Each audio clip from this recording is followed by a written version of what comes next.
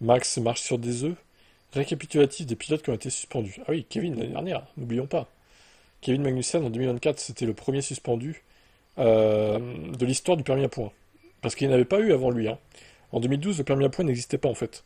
Grosjean avait été race-ban à- à la discrétion des commissaires. Ils avaient jugé qu'il méritait une course de bannissement du coup. À Spa, il a causé un énorme crash. Alors Jacques Villeneuve a reçu une suspension pendant son combat avec Michael Schumacher après avoir accéléré sous drapeau jaune lors des qualifs au Japon, puisqu'il s'agissait de sa quatrième infraction similaire. Sa punition n'était plus suspendue. Williams a fait appel lui permettant de courir, mais sa cinquième place a été annulée plus tard. Ah ouais, je savais même pas cette anecdote, pour être honnête. Silverstone en 94, Schumacher a reçu un drapeau noir pour avoir ignoré une pénalité mais a continué de conduire. Une disqualification et une suspension de 2 courses sont suivies plus tard.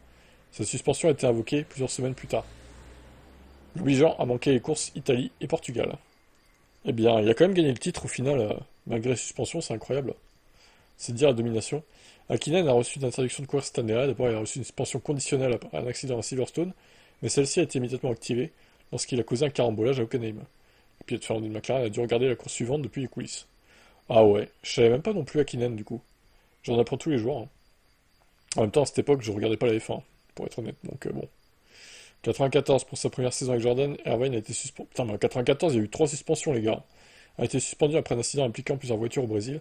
Son équipe a fait appel, mais ça s'est retourné contre lui. La pénalité a été augmentée d'une à 3 courses. La FIA voulait envoyer un signe clair après une série d'actions imprudentes de la part de l'Irlandais. 89.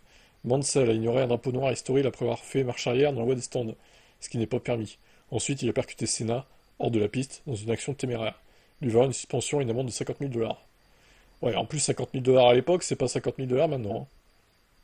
Pas 13. Après un crash mortel à Monza, où Peterson a été tué, Patrese a été désigné comme le principal coupable. Plusieurs pilotes de pointe ont menacé de ne pas courir s'il n'était pas suspendu. La cour italienne est même intervenue pour empêcher la suspension, mais en vain. Patrese a été interdit de participer au Grand Prix des États-Unis. Ah bah, ouais, c'est pas trop volé, hein, il a tué un mec quand même. C'est. Ouais, c'est la moindre des choses de suspendre une course, quoi. J'ai envie de dire, hein. Je sais pas ce que vous en pensez, mais bon. Et Verstappen, donc après sa collision avec George Russell en Espagne, Verstappen se trouve maintenant à 11 sur 12. Donc on répète, hein, il reprend ses premiers points après le Grand Prix d'Autriche, un jour après. Donc s'il fait pas de conneries, il sera. Alors il sera pas sorti d'affaire pour autant, hein, il serait à 9 sur 12 du coup. Donc à voir, mais il va être tendu le max. Il va être tendu. En tout cas, c'était une bonne piqûre de rappel de se remémorer toutes ces suspensions là. Et on voit que dans les années 90, surtout 94, je sais pas si c'est le fait que Senna est mort, que la FIA a été tendue, très à cran, peut-être. Mais bon, voilà. En tout cas, voilà, bonne piqûre de rappel.